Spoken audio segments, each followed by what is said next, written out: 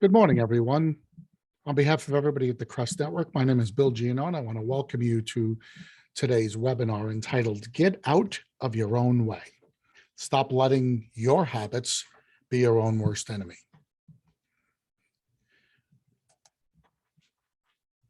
Do you have a way? Many owners start their company with a series of values and practices, and over time, these initial business concepts become habits. You know what? Your habits sometimes prevent you from making some needed changes. Okay, there's a little phrase here that says, as you start to walk on the way appears. Well, that's all well and good, but we can't get married to the way. That would be a big problem. We have to make sure that doing it your way doesn't become pig-headed and stubborn. Doing it your way has to have some flexibility involved. So as we said before, do you have a way? You know, it worked for Sinatra, it can work for me. Is that your thought process? You know, one of the classic Frank Sinatra songs was I Did It My Way. Well, and that's great. But remember, he did do it his way, but he's a performer. You know, when you're a performer, you can be consistent and you don't have to change. And a lot of times people will want to hearken back. Think about some of the biggest tours today of musicians. Yes, you've got your new guys who are doing rap and all sorts of, you know, new music, but some of the biggest tours going around are things like Elton John, who's on his farewell tour after 50 years in the business. And the Rolling Stones, believe it or not, still touring. Some of them been involved in music for over 60 years. So the old timers who did it their way, sometimes it works. I'm here to tell you, in restoration, you really can't think like that. You know what? We're going to talk about some very famous companies who have a way. And then once we do that, we're going to make sure that you understand that within the way the company way is for them, we're going to make sure you understand that they did change as well, just so you could have a little bit of awareness of how to do that. So let's start looking at them. Here's some companies you all have heard of: Disney, Toyota, Walmart. We're not talking about fly-by-night companies, guys, here. Apple, and finally, Microsoft. These are 5 of the biggest companies in the world.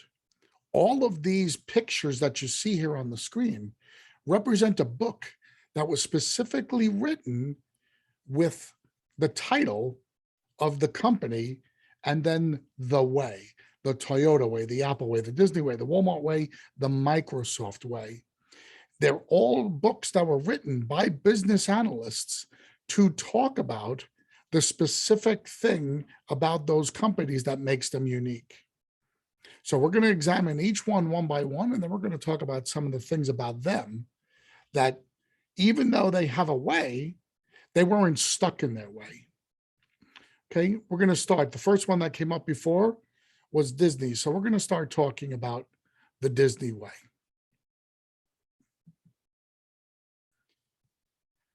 Harnessing the management secrets of Disney in your company. Okay, you might think that there's a Disney way, and there is. They're known for being the happy, smiling place, trying to make everybody feel absolutely terrific. But let's remember, over the years since Disneyland opened in the 50s, how many changes there have been. Well, let's start listing them. Disney World Paris, Disney World Tokyo. All of those are new parks that were open since Disney developed their way. Within Disney World itself, you had Epcot, which was built after Magic Kingdom. Then you have the Hollywood Studios. Then you have Animal Kingdom. All different parks that were built. In addition to that, they also built water parks. They built all different types of themed events on their facility. They built something called Wide World of Sports. Yes, they stole that name from ABC because ABC became, or Disney became, the parent of ABC. So they stole the name from the TV show that we used to watch growing up in the 70s on a Saturday afternoon. But their Wide World of Sports is now a go-to destination for a lot of travel sports, things like lacrosse, soccer, baseball and softball, football, basketball, all have youth championship tournaments at Disney World of Sports. That clearly wasn't in Walt Disney's vision or mind when he came up with the concept of the Walt Disney Company, started making movies, and then moved on to theme parks. Over the years, they've bought or developed new hotels, new rides, new movies, new characters. Yes, Mickey and Minnie still control the Disney genre, but there are many characters that your children or grandchildren find much more relatable as Disney characters than Mickey and Minnie. Just think about Elsa and Anya. If you don't know who they are, ask your niece, your daughter, or your granddaughter. Pixar Studios, they weren't satisfied with just making movies the old-fashioned Disney way through really good cell animation. Pixar Studios started doing different types of digital and computer-generated animation. And they've been able to have a whole different look to their movies now. Still developing characters, but now the look of the movies is totally different. They got into sports, where they actually bought for a period of time the Los Angeles / California / Anaheim Angels. And most recently, they've had a lot of what we will call woke changes, where they're becoming much more accepting of certain things in woke culture and are starting to direct the movie scripts and characters to be much more inclusive. Those are just some changes that happened in Disney. But as you can see, over the last 60, 70, 80 years, Disney has never stopped changing. And yet there's a book called The Disney Way. So remember, I'm just trying to point out different ways where a company has their own way, but it didn't keep them from making changes. We're going to move on to the second book. We're going to move on to the Toyota book, because that's the one that popped in before. So we're going to talk about the Toyota way. Now, I don't want to bring up as many changes because a lot of people aren't too familiar with the Toyota way, but Toyota forever in Japan was known as a much more exacting car company than their American competitors. And their main thing was they had a precept and a concept of doing their business that was measure everything. When they were constructing a vehicle, the tolerances, for instance, for how much wiggle room there was when a door closed was much, much greater than it was on American cars. The amount of noise generated from certain parts of the vehicle, the engine or the doors, those were much, much more exact. Everything, even the differences in the stitching on the fabrics that were put into the vehicles, the care and detail that Toyota took into their vehicles was much, much greater. So their thing was measure everything. But remember, Toyota, if you want to remember this, Toyota was one of the very first companies that embraced the idea of alternative fuel vehicles. The Prius became synonymous with dual fuel or alternative fuel or green vehicles. People were driving Priuses long before Tesla ever came around. So Toyota was at the forefront of doing that and introducing that. They were at the forefront of, instead of us importing vehicles, opening up manufacturing facilities here in America, where maybe the assembly would take place here and the parts would be shipped over from Japan, just giving them a little bit of leverage over some of the legislation that was coming down, which, over time, there's always a pendulum in business where, we're okay to do global thinking and companies can produce anywhere. And then the pendulum swings back and we want things made here in America. Well, Toyota anticipated that, and they started building what they called assembly plants. They never called them car manufacturing plants. They called them assembly plants here in America. They were also one of the first automakers to embrace being a car maker who also made SUVs and trucks. So just a couple of ways that the Toyota way and those management principles didn't keep them from making changes in their company. We're going to talk now about Walmart. Everybody in the country knows Walmart. Walmart has basically been the company that has changed the face of retail in America. And the members of the Walton family who owned Walmart before it went public and still own a considerable number of shares and exert a great influence, are some of the richest people in the country. The children of Sam Walton are all multi billionaires. But look at all the changes that Walmart has taken up over just the last 40 years or so. Now, it doesn't seem like a lot, but 40 years ago was in the 80s. So many of us were around in the 80s, and many of us were thinking individuals in the 80s to the point where we were consumers. I lived in New York City, and I never got to see a Walmart till I moved out of New York because they weren't in major cities. Now, if you go to New York City, there's a bunch of Walmarts there. Walmart was the first group to open the concept of superstores, and then they opened up clubs, Sam's Clubs, to copy some of those other membership type wholesale shopping entities that were showing up, warehouse clubs. They were right at the forefront of online shopping. When they saw what Amazon was doing with books and music, they decided they wanted to get involved as well because they anticipated where Amazon was going with full out retail everything. So the Walmart.com site is second only to Walmart in the traffic on the internet. Fulfillment centers, they were very, very pressing and understanding that a lot of times people didn't want to have to wait for the delivery, or they didn't trust the delivery. So they, because they had a lot of great, what we'll call physical structures, that a lot of warehouses, superstores, things like that, they were able to develop what we call fulfillment centers. You could place your order online, and then you can go to a site and pick up that merchandise you ordered online instead of having to wait for it to be shipped. That was unique and something very different for all companies, no less Walmart.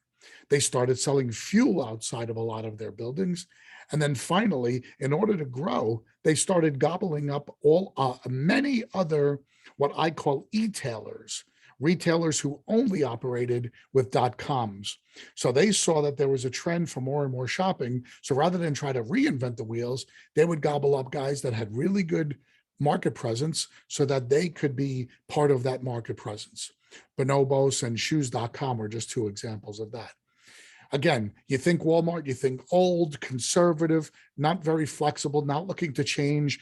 This is the way we do it, and you have to come to us. We've all heard the stories about trying to be a vendor to Walmart is a very, very tedious process. It's almost like going on one of these reality TV shows where you have to go and fly out to Arkansas, and you have to bring your product, and you have to basically pitch the teams that decide what items are sold in their stores. And then you have to be very aggressive with pricing. And you also have to be able to create a huge amount of volume for them, because they won't even take 10 or 20,000 units.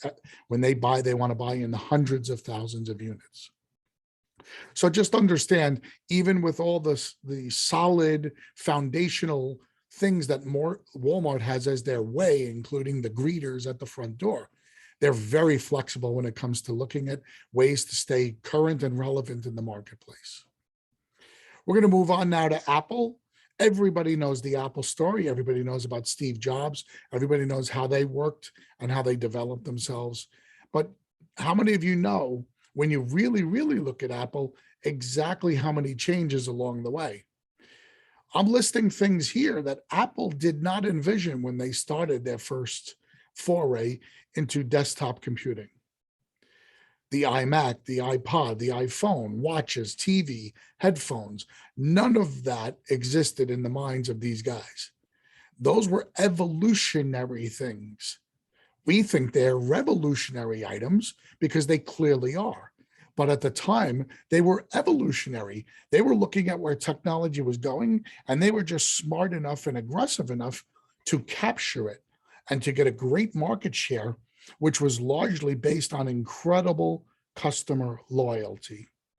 Their goal was to innovate and to push. They just wanted to always be changing, and they just wanted to make sure that they pushed limits. So every time something would come up, their whole method was about change, because they knew that the habits and the wants of the consumer were constantly evolving. So that's why I think of Apple as an evolutionary company, not a revolutionary company. They've gotten now into TV production. They have Apple TV, so they actually produce a lot of their own content. Who would have ever thought 20 years ago that Jennifer Aniston would be drawing a paycheck from Apple? Reese Witherspoon, but they are. They're producing TV shows and they're producing content for their streaming service. And of course, the iCloud, which took the place of having the Apple Store, where we used to keep all of our music that we would buy. These are just some obvious, simple examples. But again, I just want to make sure you understand what we're showing you here. Finally, the one that popped up in the center is Microsoft. I put this on last because there is really something to be said for the changes that have happened in Microsoft. Bill Gates' initial concept was to try to control home computing. But when he couldn't figure out how to control the hardware side of the computing, his next foray was he wanted to control the guts of the computer. So he wanted to control the computer itself, the operating system. Okay, it's hard to explain if you're not a computer person, but when you turn on your computer, there's a program in there that runs the computer for you. That's what Bill Gates wanted to control. So the whole concept of Windows, we're now up to Windows 11 or whatever we're up to, that was what he wanted. So no matter who manufactured the computer outside of Apple, because they developed their own operating system, Gates was able to sell every other manufacturer at the time on his operating system, and he cornered the market, and he had almost 90% of every computer that everybody in the world used was operating on his computer system. Well, then as the computer became more than just a simple storage device for some crazy information, as it became much more useful, he explored other avenues and other programs that people would need to use. The most famous of all is obviously the Office complex, Microsoft Word, Microsoft Office. I'm using PowerPoint for this presentation.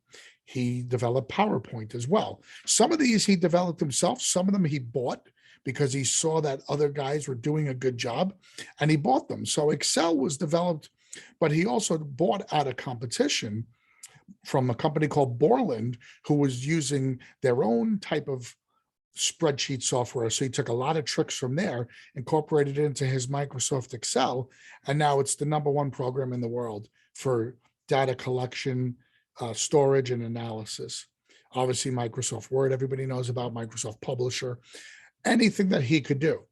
When gaming became prevalent on the internet, he developed an entirely different system. Not only could you game through his software, but then he developed an entirely different box, the Xbox, that you could use. Now, it wasn't the #1 system in the world, but there are many, many people who prefer the Xbox over using some of the other systems like the Nintendo systems or the Sega systems. He was right there. When tablets started becoming useful, he started creating the Microsoft Surface. And then finally, as phones became more and more like computers and less like communications, verbal communications devices, he was able to develop the operating systems for a good portion of the phones we use as well. So once again, the Microsoft way was about controlling computing. But when computing expanded into all these other avenues, Microsoft found themselves at the forefront again of being able to do that. So the one constant in every great company, even the ones that have their own way, is change. What is it about change that keeps us from embracing it? Well, change evokes fear. Let's talk about fear. Let's talk about the ones on the left. The ones on the left are kind of emotional, very emotional. Rumors of change. We want to keep rumors of change from getting out. People, when they're working in a company and they hear rumors of change, the first thing that they think about is, how is that going to affect me? I've said it previously. You may have heard one of my podcasts, but I've said it previously where we have anywhere from 6 to as many as 50,000 thoughts in a single day. And 80% of those thoughts are negative. So when we think about change, or if we hear that there's some rumors of change going on in the company, the very first thing we do is we think, how's it going to affect me? And then we think negatively. We're never thinking it's going to be good. We're always thinking how bad it's going to be for us. Self-doubt.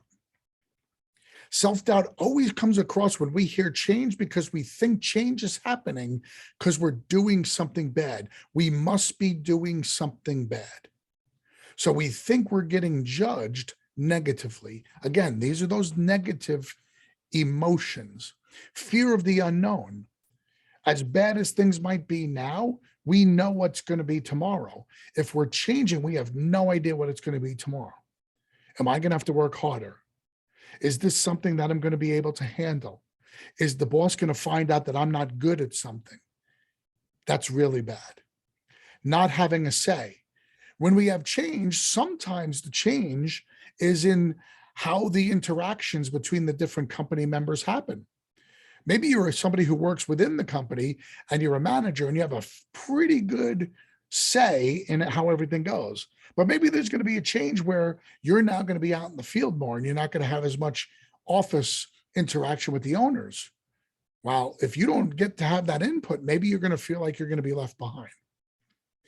Fear of failure always comes across. Fear of failure is really, really important because we're always afraid of what's going to happen if we fail. That's absolutely natural. It's a negative motivator.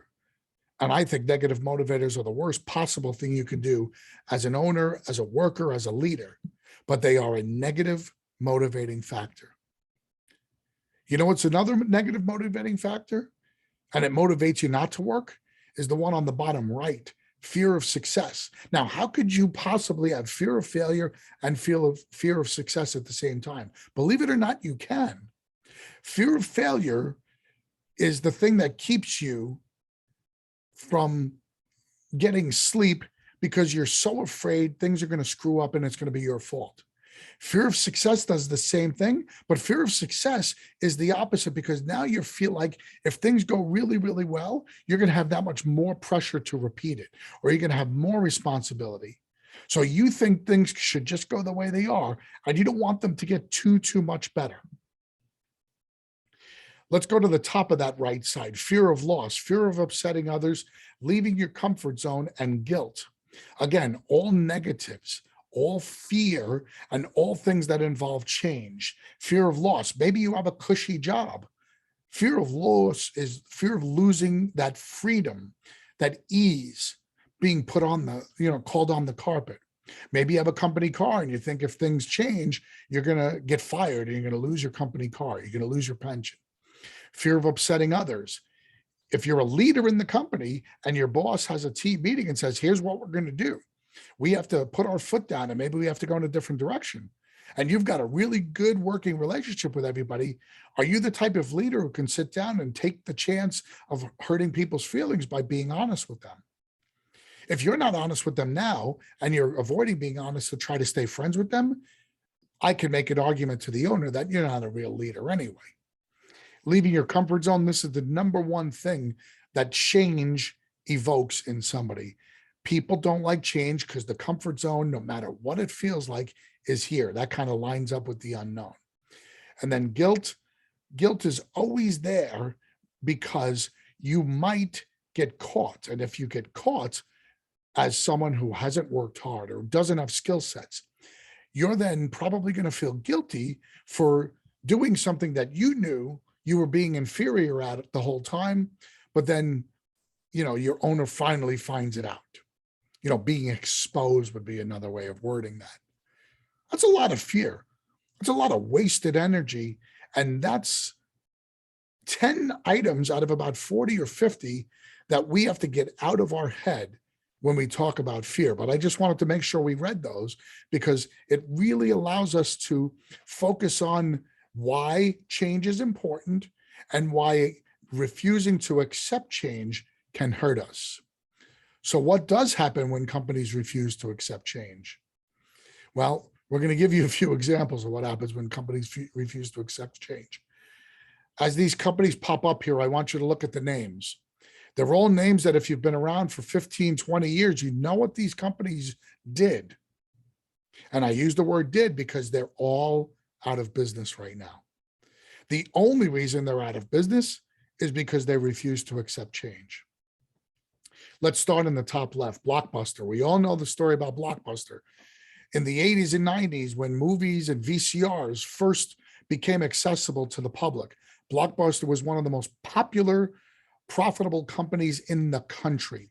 People would wait online for hours, days, and put their names on waiting lists to be able to access the latest movie that was in the theater 3 months ago.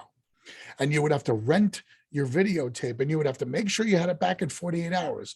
And it was just crazy. Anybody today who has on-demand cable or records on their DVR has no clue what I'm talking about. But Blockbuster never anticipated DVRs or on-demand streaming services because they never really accepted the fact that cable TV was going to combine with computer technology at the pace it did. So they got left behind. Today, you should be doing all your on-demand streaming from a company called Blockbuster. But because they didn't see that, you weren't able to do that. I'm going to clump in 3 companies together here: Toys R Us, Sports Authority, and Borders. Those 3 companies were the leaders in their industry. Borders, I can argue, was maybe tied with Barnes & Noble. But Toys R Us, Sports Authority, and Borders were leaders in their particular niche, which was obviously toys for Toys R Us, sporting goods for Sports Authority, and books for Borders. Those 3 companies had real niches in the strip mall or the shopping mall category for their type of products. Well, in the case of Toys R Us, they never anticipated when Walmart was starting to grow and starting to go everywhere in the country that people would prefer to buy their toys at the same place that they bought their food and their clothes. They just never anticipated that. Sports Authority, same thing. They didn't realize that people would want to buy sporting goods at Walmart. So Walmart single-handedly was responsible for taking those 2 companies out. Borders, a little different. Borders got savaged when Amazon came around. But the other thing that got Toys R Us, Sports Authority, and Borders was the rise of internet shopping. They were all late to the game. They were all late to embrace the concept that people would rather buy their items online than personal. You know, I can make an argument from my personal experiences, my wife's personal experiences, that we're not big clothes shoppers online. We like to feel, we like to try things on. We're in the minority though, because the majority of clothes in our country now is bought through Amazon or through websites, because most of those companies have been able to morph themselves to have very flexible return policies. So believe it or not, I know many people, if they like a pair of shoes, they will order the shoes in 3 different sizes because they're not sure if they run large or small. So they'll order their target size and then they'll order a size above and beyond. And they're guaranteed to be returning at least 2 of those sizes, if not all 3, if the fit or the cut just doesn't work. But that's something that happens all the time because obviously if you're an Amazon Prime shopper, you can ship as many things there and back as you wish and have very little, if no charge. So that's a shopping tendency. But I can make an argument that most of the time when I'm shopping or my wife's shopping, we like to try things on and see what the fit is there. So there's still some value to going clothes shopping. But there's no reason if I want to buy a game of Monopoly that I wouldn't be able to order that online and have it delivered to me. It's no different than if I went into Toys R Us to buy it. Same thing with a basketball. If I need a basketball, I could order it online and it can be in my house the next day. So no different. Why would I have to trudge out to Sports Authority? These stores didn't see it, didn't embrace it, didn't understand that trend. On the top right, Enron was just a company that got caught up in crooked accounting, but they were the preeminent energy trader and energy controlling entity in the country. And their biggest fault was they didn't understand that as the market matured, they were going to get exposed. So they thought nobody would ever be able to challenge their dominance. And other entities got bigger in the trading field. That's more of a Wall Street thing. but they kept refusing to accept that somebody was going to catch them. Finally, bottom left, one of my favorite stories, Palm Pilot. For anybody who was a businessman in the 80s and 90s, you know what a Palm Pilot was. It was one of the most unique things you could have because you were able to send notes and information on a digital device, and it was just revolutionary. But as your phone became much, much more technologically advanced, Palm Pilots refused to do so. They just thought that, no, people are just going to keep wanting to use their phone the way that we're using it and to just keep transmitting data. They never saw the internet coming about as a huge handheld feature. And now there's no such thing as Palm Pilot anymore. But at one point, Palm Pilot was bigger than an Apple phone, was bigger than any phone that you could think of right now on the Android side. It's just the fact that they just refuse to accept change. So what happens when companies refuse to accept change? Even classic 100-year-old traditions like Ringling Brothers, Barnum and Bailey Circus, they went under. They were forced to close a few years ago. Now, what was their refusal to accept change? They refused to accept that culture was changing, and woke culture, for lack of a better term, was coming into the forefront and was capturing the media's attention to the point where anything that was happening was being highlighted. Think about SeaWorld as well. The reputational hit SeaWorld took because of how they were treating their animals was very severe, and they've had to really morph their business plan. Well, Barnum and Bailey, even though you see a bunch of clowns here, it wasn't the clowns that people were objecting to, it was their use of animals in the acts. And it was as simple as things like having beautiful elephants as part of their acts. People started to get bothered because they were finding out how poorly treated these animals were on the road. So because of that, Ringling Brothers closed their doors. That was just the company's perfect example of woke culture not allowing somebody to see and accept the change. Agree with it or not, change had to occur at Ringling Brothers, and they refused to see it. I did hear a rumor recently that they're retooling and trying to go back on the road. And again, it'll be much more of an entertainment venue, and they probably won't have as many of those. So we talked about before fear. There's some other reasons here why companies refuse to accept change. Their ego, their lack of vision, and their false sense of security. They think they're never going to lose their spot. Blockbuster was doing so incredibly well, they never, ever envisioned a point when they wouldn't be doing well. Lack of vision is we're doing one thing great, let's just stick to it. And ego is nobody's ever going to chop me off my tower. Now, I'm a guy who has reinvented himself because things happened in my world where things changed. Most of you know I was a Wall Street trader for 25 years, and I was a floor trader. So at the time that I started in the industry in the very, very early 1980s, I was a commodities trader, and everybody who wanted to trade commodities throughout the world, if they wanted to trade gold, they had to call our trading floor, and they had to place an order either with my company or one of the, let's call it 100 other companies that were on the trading floor. So there were only 100 of us who could trade the world's gold at the time.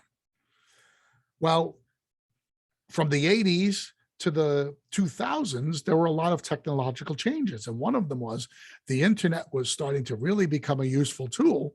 And one of the tools that got developed was the concept of an online trading platform, an online exchange, will you?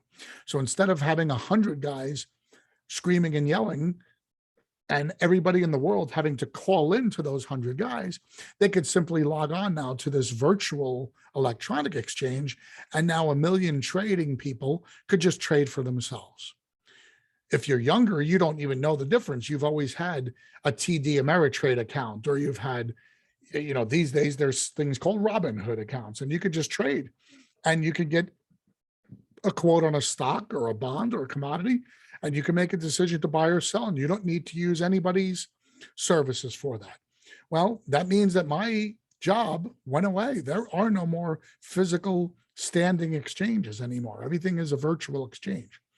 So I need to reinvent myself. If I just sat there and refused to accept that that was going to happen, I would have never been able to survive that change, because I was going to go in one day and then there was going to be no business for me to do. So I had to change and reinvent myself. For a while, there were a lot of guys I worked with who refused to accept it. And because of that, their struggles in their post-exchange world have been greater than mine. So I count my blessings. If you're one of these guys, you have caveman thinking. I have my own way of doing things. It's always worked for me. Why change? Well, we're going to get a little specific now. Let's start talking about our own industry. So let's talk about some changes in the industry, okay? We'll start with marketing. Old strategies in marketing, stop and drop, or what my partner Dick Wagner calls it, stop, drop, and roll.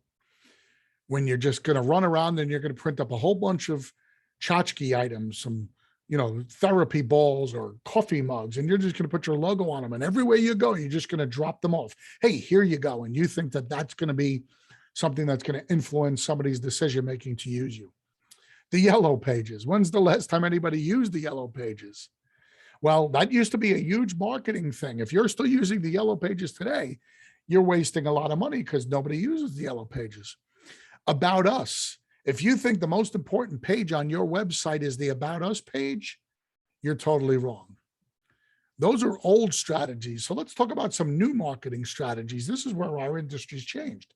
It's more about relationship marketing right now. It's the use of social media. You should have a really, really big social media presence. And it's not necessarily about pitching your services. It's just being relevant, making sure people know who you are. Who are these people online that you hear, oh, they're social media influencers? Well, what are they? They're just people who post a lot, and they post a lot, and then people watch what they post. People follow them, and they wait for their next post. Those people make a ton of money doing product placement just because they have the ability to get their word out to other people. They're not selling anything. They're basically just talking to people. But that's the way that social media works right now. And then providing value in advance is a different concept than in the old days. In the old days, it was all about, here's what I'm doing. You need to follow that. Now it's all about, where's your pain point and how can I help you? You've all heard that from Dick in many of his presentations, but it's totally different than it was in the old days. Let's move on to equipment. Let's talk about some of the old equipment. You'll see them popping up here. And if you've been in the industry for 20, 30 years, you used all these pieces of equipment. If you're still using some of these pieces of equipment, God bless you. That means you've got a really, really old inventory, and you've probably made your money 30, 40 times over. But these are the old types of pieces of equipment, the old looking dehumidifiers, the old looking air movers. Is that what our equipment looks like today? Hardly. You used to be able to have a piece of dehumidification that was 100, 120 pounds that you needed two guys to get up and down the stairs. Now look at those DUs that are on here. They're portable. That tiny little portable DU is 1/3 the size of the old DUs, and yet it's more powerful than the biggest DUs of that day. Look at your air movers right now. You've got all different size air movers. You've got flat centrifugal air movers. You got axial air movers that fit in the palm of your hand, basically. Totally different game. If you're still sitting there saying, no, I still want to use the Dry-E 7000 that I bought in the 1980s, well, good luck to you. Or if you want to use the Driz Air 1100s, good luck to you. Your technicians are going to be cursing you. Your clients are going to be cursing you. And the adjusters are even going to be laughing at you. Your staffing. The old way was low skill, low pay. Many companies, when I got involved in the industry, even 13 years ago, had a policy where they would have their employees sitting by the phone at home, not being paid. But as soon as they got a call, they would put them on the clock. Oh, yeah, now we have a job. Come on in. And then we'll send you out to the job. And that's back when workers wanted careers. So they were very hesitant to be bouncing around. Is that what we have today? Hardly. Today's worker, we have a totally different person. The Gen X and the millennials, they don't want careers. They want experiences. They're certainly not going to sit at home and wait by the phone for you to call them. If you can't commit to them, they're not going to commit to you.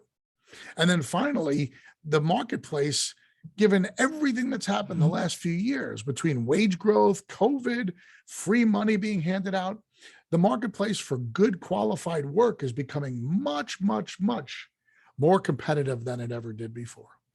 So you need to understand just even those kinds of things. There's a lot of other major differences that we can talk about in our industry. Let's talk about things like insurance company involvement. I heard stories. I never really saw it firsthand, but I heard stories when I came in the industry that just a couple of years prior, if you would go out to a loss, the adjuster would meet you on the job site and he'd show up with a checkbook. And they would say to you, well, what do you think this is? And you would say, well, it looks like it's going to be about $10,000, $12,000. And they'd write you out a check for 80% of your number. And then they'd say, well, send me the bill when it's done. Let me know if I have to send you more. They would basically write the check out up front. When you get up off the floor from fainting, you'll obviously chuckle knowing that that's clearly not what's going on in the industry today. Higher premiums and deductibles. That's a reality every single year. Premiums are going up because insurance companies are finding it harder and harder to make money, believe it or not. Even though we think that they're ripping us off and they must be making a fortune, and they do make a good profit, but there's always pressure because there's so much risk involved and there's so much competition now that the premium acceleration has to be slowed by the competition. So even if they want to raise premiums by 20%, they can only raise it by 10% because they know that they have other things going on. So one of the ways they combat that is they have much, much higher deductibles.